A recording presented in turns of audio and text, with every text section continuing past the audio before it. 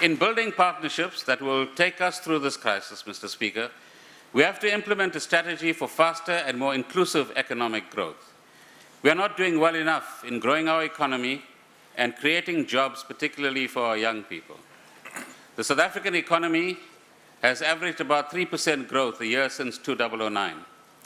Against the background of the slowdown in the global economy, real GDP growth is likely to fall to about 2.7% in 2012.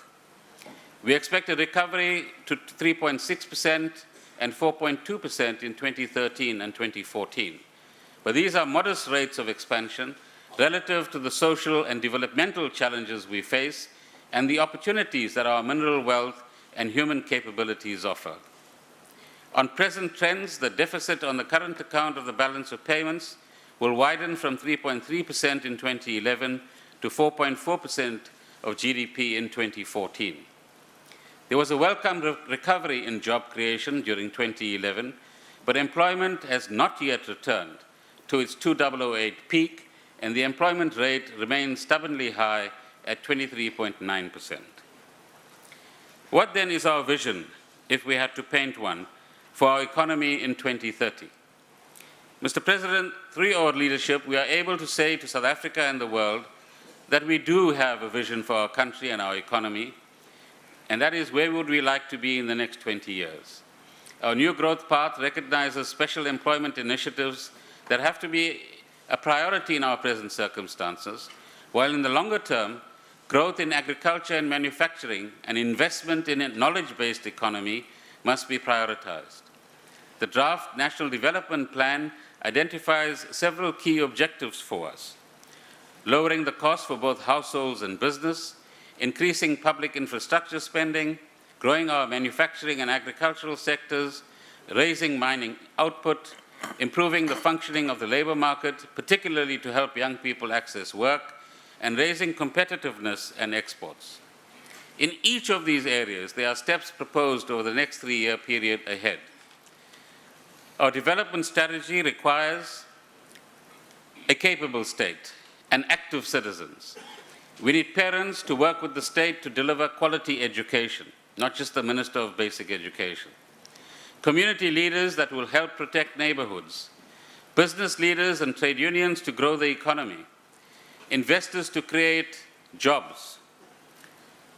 In isiZulu we say, uzothola kanjani uhleli ikoneni.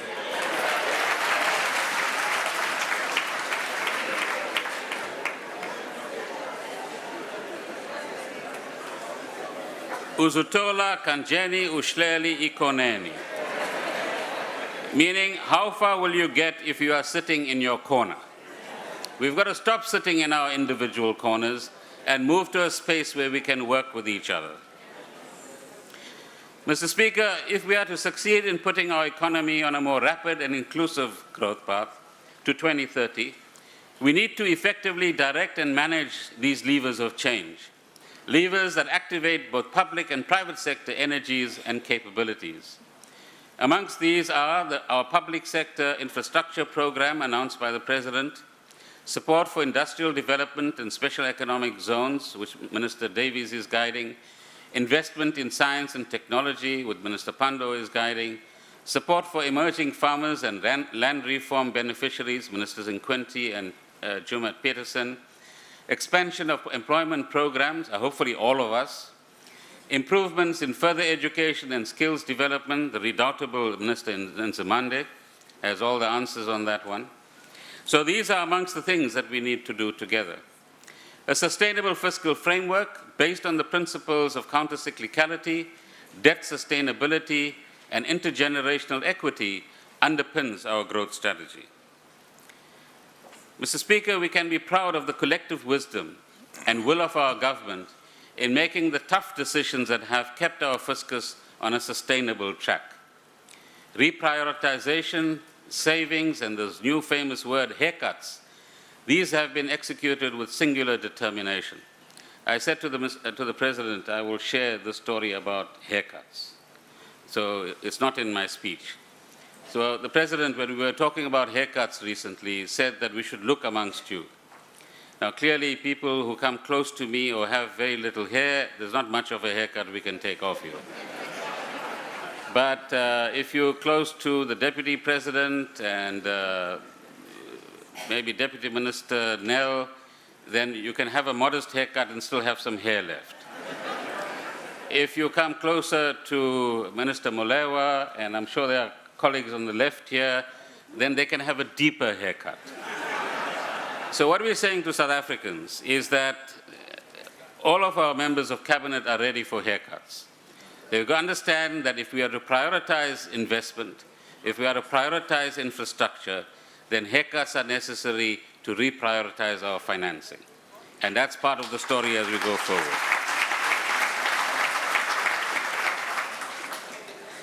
And so that brings us to the question, the consolidated resources available to the state over the MTF period, that is the state as a whole, amounts to some 4.5 trillion rands. Taking into account the investment plans of state enterprises and development finance institutions.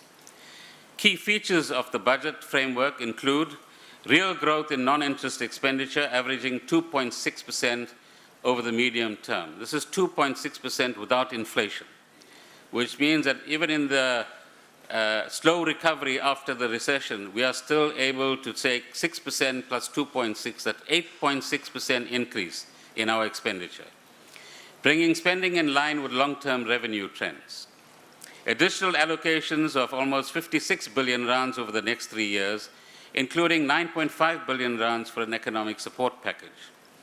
Tax revenue is stabilizing at about 1/4, that's 25% of our GDP. A reduction in the budget deficit from 4.8% in 2011-12 to 3%, as I said earlier, in 2014-15. A public sector borrowing requirement of 7.1%, declining to 5%. And the importance of this is you borrow less, you pay less interest, you have more money available to deliver services.